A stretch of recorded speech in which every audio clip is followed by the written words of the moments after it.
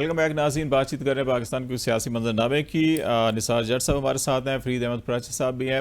जट साहब अभी मलिक क़य्यूम साहब बात कर रहे थे कि सबको बैठना पड़ेगा, अपोजिशन को अपना किरदार, हुकूमत को अपना किरदार अदा करना होगा। चेयरमैन PTI ने भी कहा कि इलेक्शन जो है कि तैयार होना चाहिए तमाम कौम को। आप समझते हैं कि इस वक्त हालात ऐसे हैं कि इलेक्शन होने चाहिए, और अगर इसी सेटअप के अंदर सारे जहाँ पे अभी इलेक्शन हुआ और आप कह रहे हैं कि नहीं ये फॉर्म 47 के जरिए सब कुछ बदल दिया, तो फिर कितना आप समझते हैं कि फेयर इलेक्शन होगा? अगर फेयर इलेक्शन से करवाना चाह रहे हैं तो फिर उसके कुछ प्री कंडीशंस या प्री मेयर्स होंगे कि जो वो भी आपके जहन में होंगे? इसमें दो सूरतें हैं जी।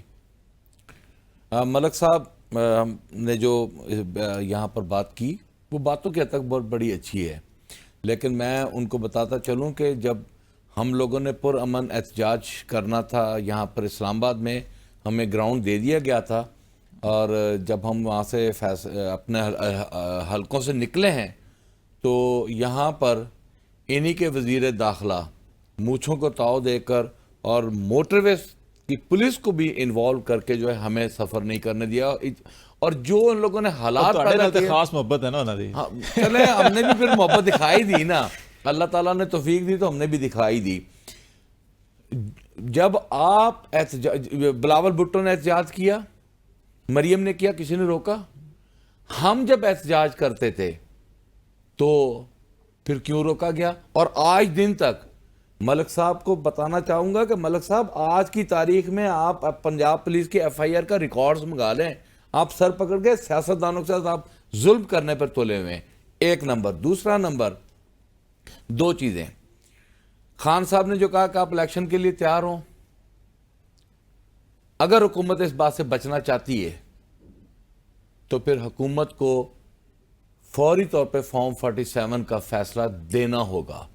47 के ऊपर इंक्वायरी कराना होगी, 9 मई के वाक़यात की इंक्वायरी कराना होगी, जो पाकिस्तान तहरीक इंसाफ के साथ जुल्म और जबर हुआ है इसकी इंक्वायरी कराना होगी। और हम बड़े तहम्मुल मिजाजी के साथ काम ले रहे हैं। इस वक्त पाकिस्तान को अगर चिंगारी की ज़रूरत है, अगर चिंगारी लग गई और वो जो आग भड़कनी है, मैं उस दिन से डरता हूं। अल्लाह ना करे कि पाकिस्तान उस ऐसे हालात में जाए। हम समझते हैं कि हुकूमत वोट के तहफ़्फ़ुज़, ये वोट को इज्जत देने वाला फार्मूला नवाज शरीफ का फायर्ड हो चुका है, ख़त्म हो चुका है। वोट के तहफ़्फ़ुज़ की बात करें, जिसका वोट जहां हो वहां से निकले तो उस वक्त आपके पाकिस्तान में स्टेबिलिटी आएगी।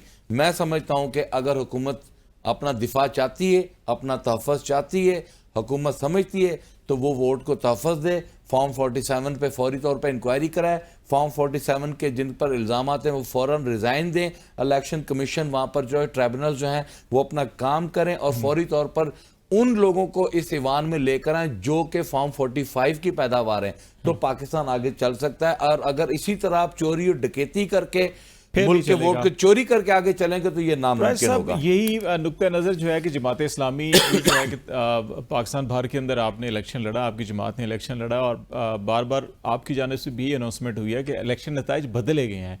अब यहाँ से आगे एक ये है कि एक इलेक्शन ऑडिट होना चाहिए, एक डिमांड ये है जी कि आप इसको सारे इलेक्शन को कलअदम करार दें कि दोबारा इलेक्शन करवाएं। अगर ये दोबारा करवाते हैं तो क्या यही सारा सेटअप अगर हो, उसी किस्म के ROs हों, तो फिर कितने फेयर इलेक्शन होगा? तो यहाँ से आगे इस इलेक्शन को लेके होना क्या चाहिए आपके ख्याल में?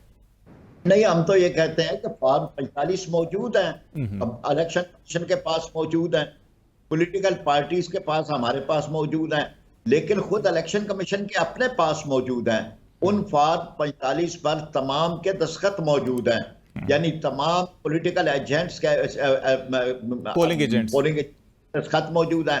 अब ये कि उसको तो कोई देश चेक कर सकता है ना कि कहाँ टेम्परिंग हुई है, कहाँ जो है 1182 को 7182 बनाया गया है। हमने जब इलेक्शन कमीशन के पास हम तजावीज़ के लिए थी और मैं ही जमात इस्लामी की नुमाइंदगी कर रहा था, तो हमने कहा जी कि हिंसों में भी लिखें, हरफों में भी लिखें, और उन्होंने ये तजवीज़ नहीं मानी। तो ये किस लिए? यानी बदयांती करने के लिए। जबकि चेक हम लिखते हैं तो हिंसों में भी लिखते हैं, हरफों में भी लिखते हैं। तो ये इस वक्त इस बात की जरूरत है, इस तरह के इलेक्शन का कोई फायदा नहीं है कि फिर वही एक प्रैक्टिस जो है वो हो जाए, बल्कि ये कि इंतखाबी जो है मुतनासिब नुमाइंदगी की तरफ जाना चाहिए और उसके अलावा फॉर्म 45 है उसका जो है वो ऑडिट हो और उसके मुताबिक जो है वो चेक करके जिनकी जेन्युइन सीटें मिलती हैं वो बनी जाएं।